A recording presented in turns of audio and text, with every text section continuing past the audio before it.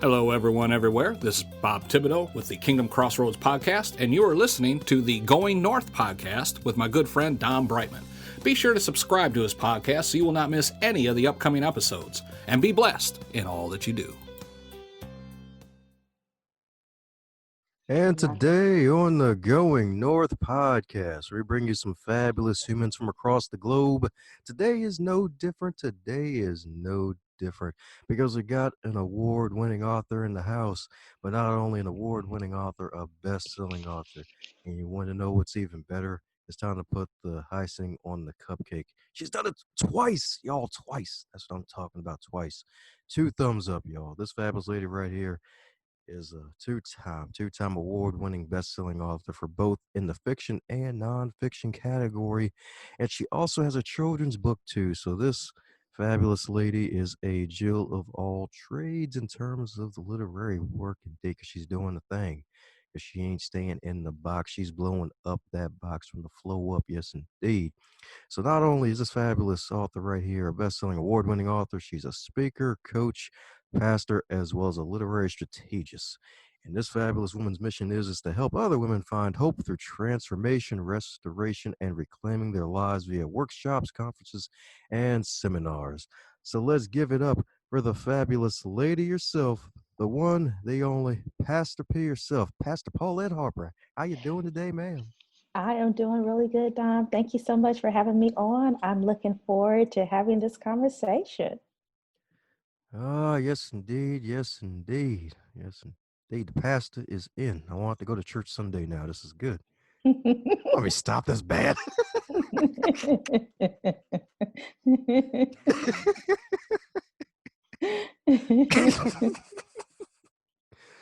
Yes, indeed, though, as with all introductions, they're not allowed to be 512 days long. So mind filling in any cavities or missing things, and fill us in on who is Pastor Paulette herself. Wow, you did a great intro of me. I appreciate that. Oh my goodness. In addition to that, I'm a book writing coach as well. So I love helping authors publish their books, teach them how to write, publish, and market their books. And I've been doing coaching since 2012. So that's a passion that I have. And I also, as you mentioned, I speak and I do workshop conferences as well. And I live in beautiful Northern California in the San Francisco Bay Area. I have 2 adult daughters and 4 grandchildren. And I just love to be innovative and creative and just find purpose in life and in any situation. In the area of when I mentioned about being creative, I am a entrepreneur, business owner, and being that it pushes me to take my business in different levels, different arenas, and I enjoy doing that as well. Yes, indeed. So coaching started back in 2012, where we lost Twinkies for a month and people thought the world was going to end. That's what I'm talking about. Yes, indeed. They were wrong. They were wrong. Yeah, because we're still here. That's right. That's right, because no man knows the day and the hour. Yes, indeed. Oh, go ahead now. Yes, indeed. But this lady right here knows the day and the hour that she was called to preach. So what led you to become a pastor? The prompting of God, and just it's something that you just know you're called to do. At the time, I wasn't clear as to, I knew God wanted me to do something, and I wasn't, clear as to exactly what. But yeah, just really being prompted and led by Him, and then having other people confirm that. And that's really how I got started. I was married to a pastor, and we were married for 23 years, so we pastored together.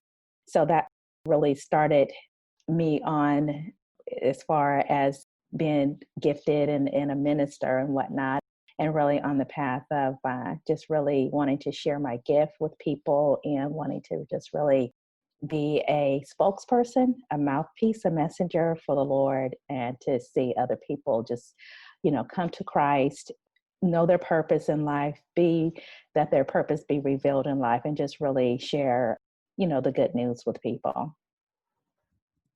Yes, indeed. That goodness with 21 O's. That's what I'm talking about. Yes, indeed. Extra good. Yes, indeed. Well, that's fabulous right there. So we got a pastor who's also an entrepreneur, businesswoman, killing the game. Yes, indeed. It's great when you can combine both spirit and business to really take it to another level. Yeah, I totally agree with you. I mean, God gives us gifts and talents to use in our business and to be creative and also to create wealth for yourself and streams of income. And so being a speaker of the gospel, a pastor, that's one side of Paulette.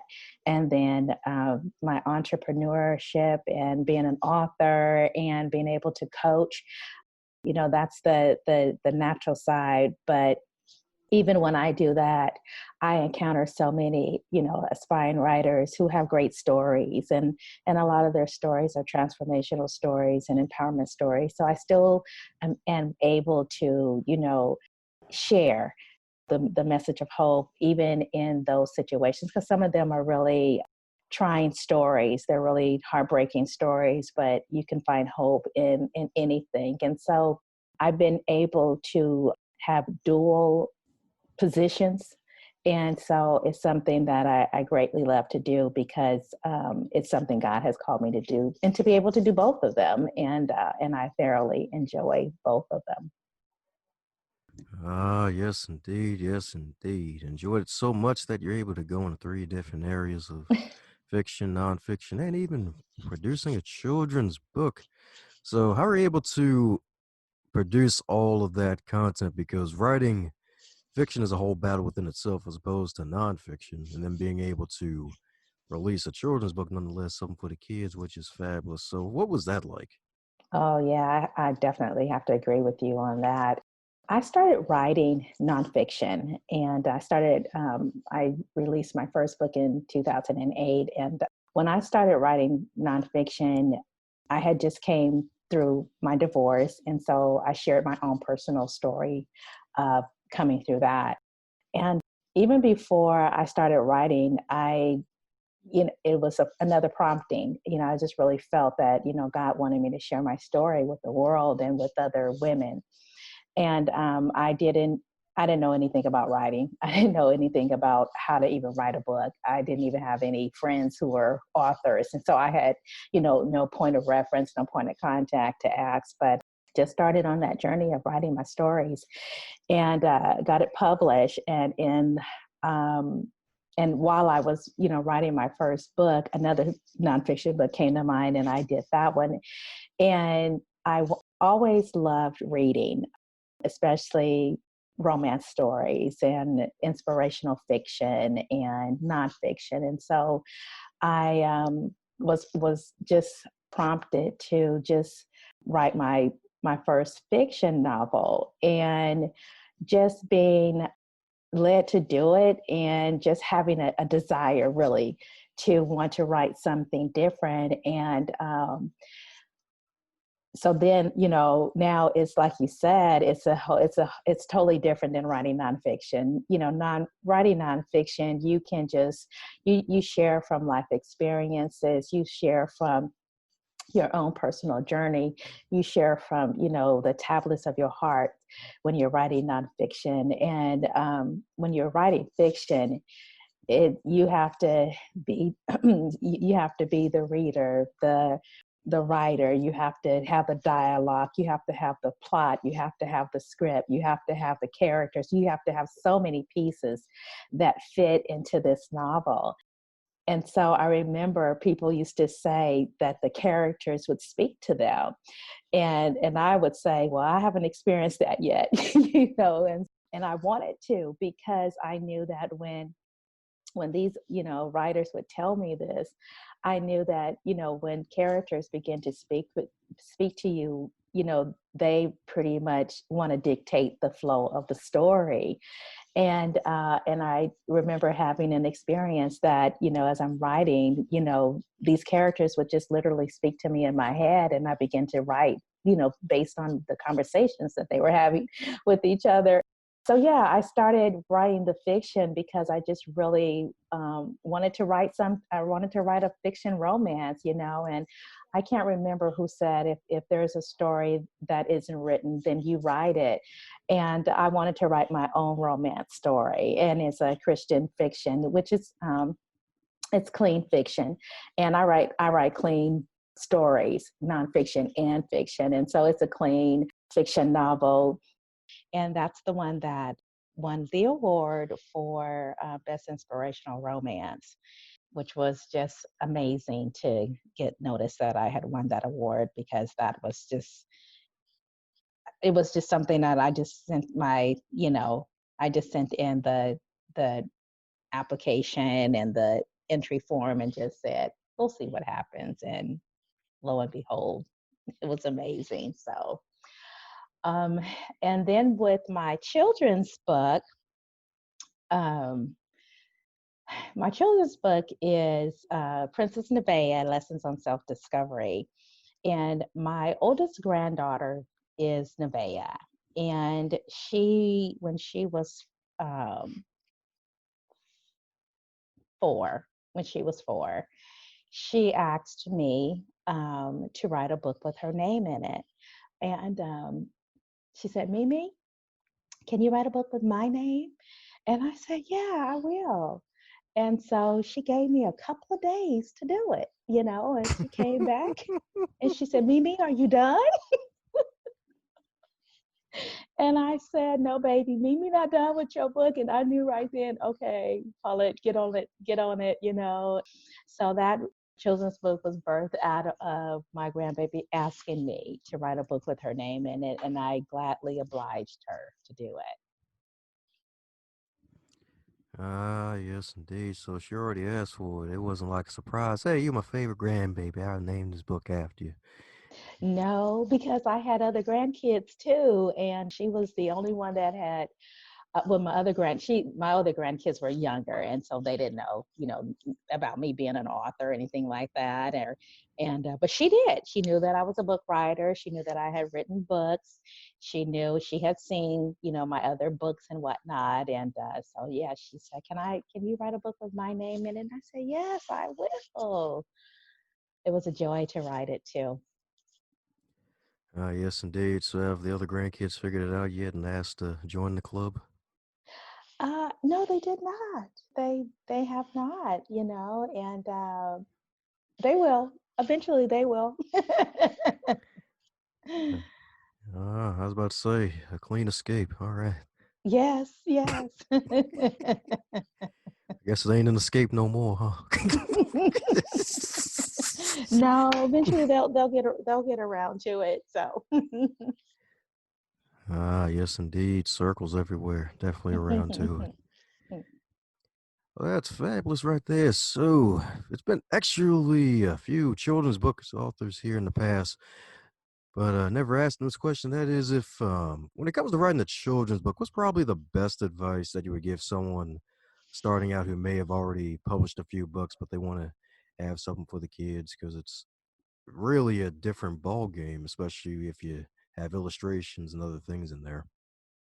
Yeah, it really is.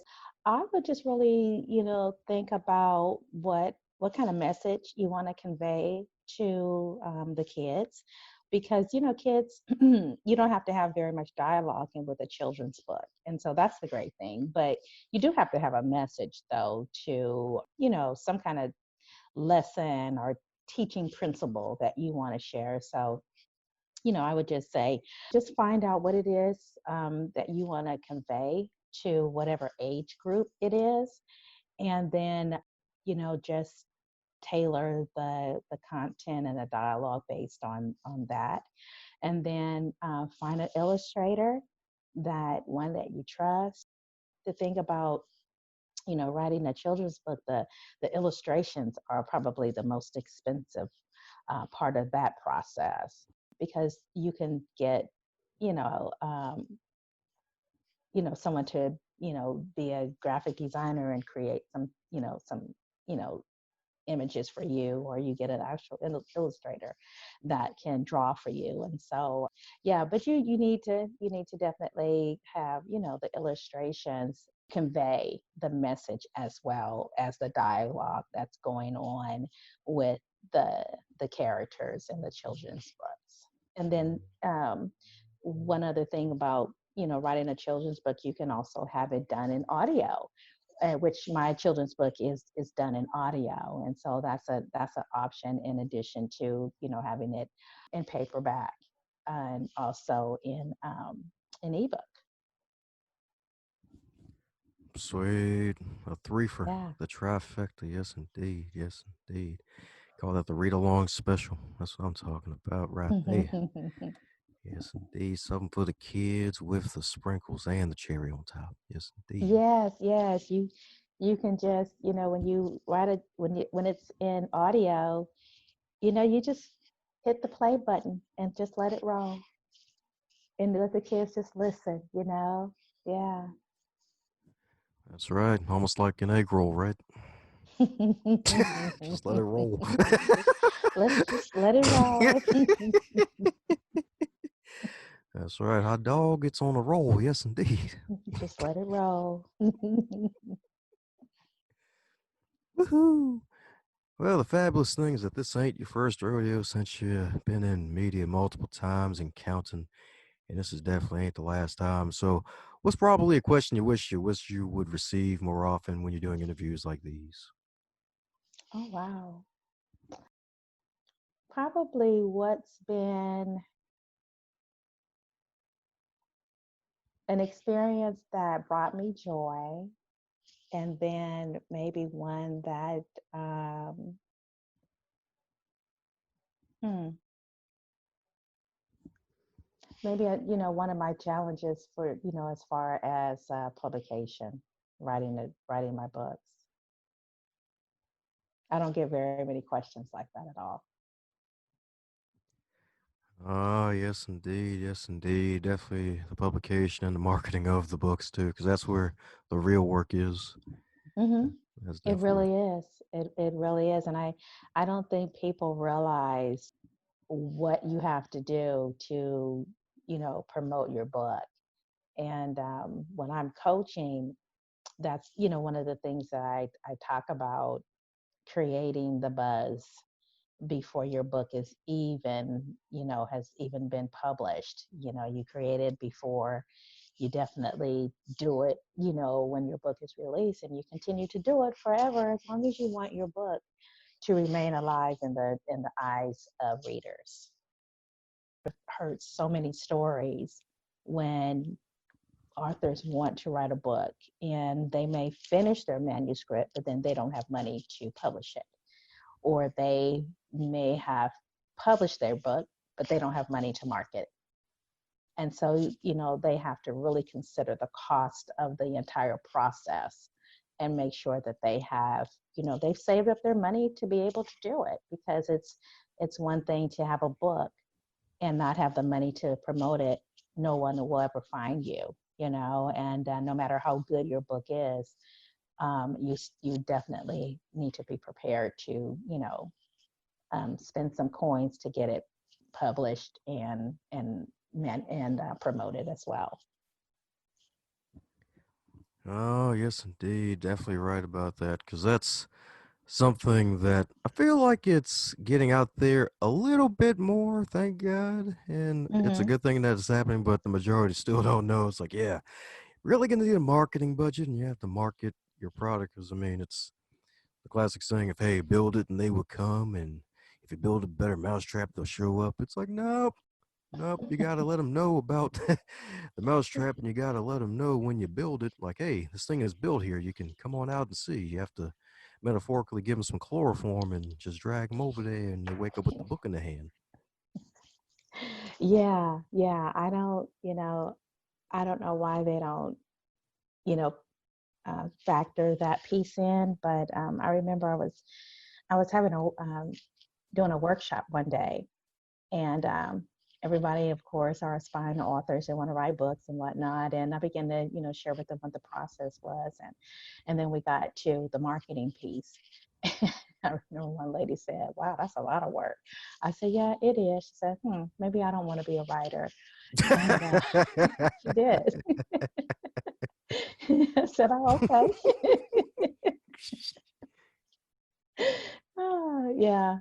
So, people really have to consider that. But when it comes to marketing, their books, there's so many ways to do it. That's why you have to be strategic about it. And, don't wait until the day that your book is published to let everybody know, or to at least start promoting it and marketing. That's something you should do months in advance. That's right.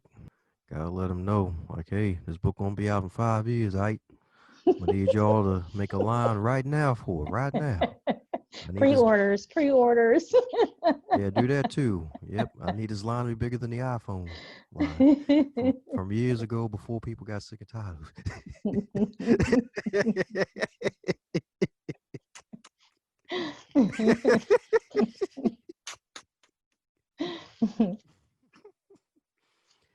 But yes, indeed. Maybe that's probably the reason why folks don't tell them is because, hey, it's the work piece, and a lot of folks, they really don't want to do the actual work, let alone the actual work. Hmm. Once they realize how much it is, because it's really it takes a lot of effort. And to Hmm. be honest, you're lucky if you even break even after your book is out. Oh yeah, I totally agree with you. And you're right. People, they get so excited about the possibility of becoming an author, but they don't consider the work that has to go into that. You can write a story, but then when you write your story, you have to get it edited. And I'm inside a Facebook group. Most of the people that are inside this group are beginning writers, and so I listen to their stories, and I'll go in and post a question about, what's your struggle, what's stopping you from writing your book. And just one day I posted the question, what's stopping you from writing your book, and there was like 400 comments. Like, wow. And from money to not being validated, from waiting on a agent, waiting on a publisher. I mean, the list was on and on and on, and it was like, wow. And so you're right, it is the work that goes into it. And most, some of them don't realize that you can write it, but you gotta, in order to take it to the publishing, uh, to finally get it published, there's a process you got to go through, and money you got to spend in between. That's right. That's right. That's peanut butter and jelly right there. It's in between. Yes, Yes, it indeed. is. Yes, indeed. Yeah, except sometimes the jelly feels like it may have spikes in it, maybe, when it comes to the work piece. And you're like, no, send me to the hospital after this darn pandemic's over. Like, no, these darn spikes, make it stop. Make it stop, indeed. But yes, indeed. Solid tips right there, and solid advice right there. So if you were to wake up tomorrow and you were 25 again in the current year of 2020 with all of your amassed knowledge and experience, and we didn't have to stay home, what advice would you give to yourself? Mm, wow. What would I tell my 25-year-old self? Yeah, you did a lot in 4 years, right? Oh my goodness. I would tell my 25-year-old self to travel more, um, live life without regrets, live life without limits, and whatever you purpose to do, whatever you have in your heart to do, just do it with all your might. Oh, yes, indeed. Yes, indeed. With all your might right there. That's right. It ain't no might, it's with the mightiness. That's right. Yes, indeed. Yes, indeed. Solid advice right there. Yeah. So, for the folks who want to keep in magical contact with the good pastor herself, what's the best way for folks to reach out to you? They can actually go to my website, pauletteharper.com.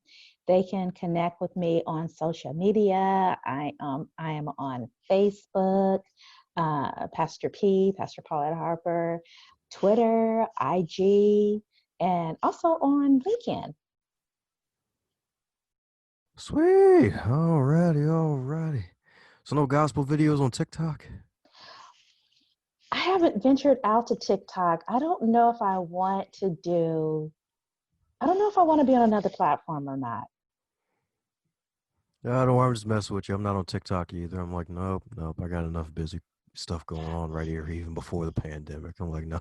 Yeah, yeah.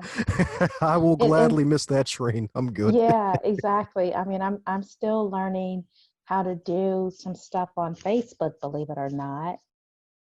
I got the basic stuff down, but just, running ads and learning that process. So no, I'm good with Facebook and LinkedIn and IG. Oh, yes, indeed, is good. Yes, indeed. IG is good indeed. Yes, indeed. Woohoo! Well, there you have it, folks. Follow the good magical Pastor Paulette. Keep up with all that she's doing. Be on the lookout for the future books, because I'm pretty sure she's got more cooking up somewhere. Indeed. Yes, indeed. Probably going to have some words from heaven on some pages soon. Who knows? I did say that today. I said, "Oh Lord, I need to write a book." So yes, I'll contact you when it's done. Ah, yes, indeed. Yes, indeed as well. So, any parting words for the folks still listening? I would just say, especially considering, where we are right now, this the virus and whatnot, just to really people share that it's the time to, realign ourselves and reset. I just thinking no matter, what season we're in, good or bad, just to really be our authentic self and always find the good even in the bad, because there's always something good to be thankful for. There's always something good to be, or there's always something to be grateful for. And to find the gratitude, to live in a heart of gratitude no matter what, because this too shall pass. Hey there, you superstar. Thanks a bunch for making it this far in the podcast. Hope you really enjoyed it. Heck, if you made it this far, that means you really enjoyed it. Be sure to shoot the guest an email or head over to the social media pages and leave them a nice response that you heard them on the Going North podcast, so that way they can continue to be inspired to do great things.